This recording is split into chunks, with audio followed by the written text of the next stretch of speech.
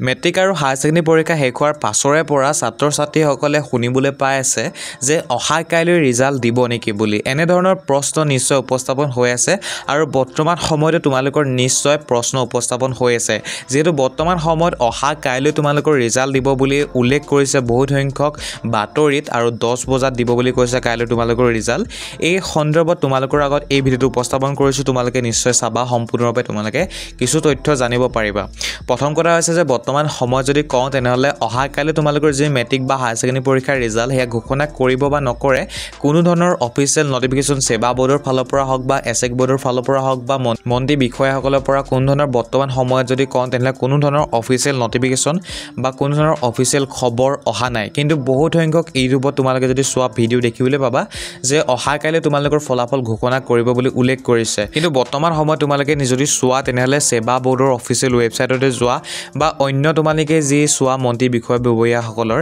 যি তেওঁলোকৰ social media handle আছে যদি তোমালোকে তাত সোৱা তেনেহলে তাত দেখিবলৈ নোপোৱা যে অহাকালি ৰিজাল্ট ঘোষণা কৰিব বুলি কিন্তু হয়তো যোৱাবাৰ যিদৰে তোমালোকৰ মেট্ৰিক বা হায়াৰ ছেকেণ্ডেৰী পৰীক্ষাৰ ফলাফল আকস্মিকভাৱে ঘোষণা কৰিছিলে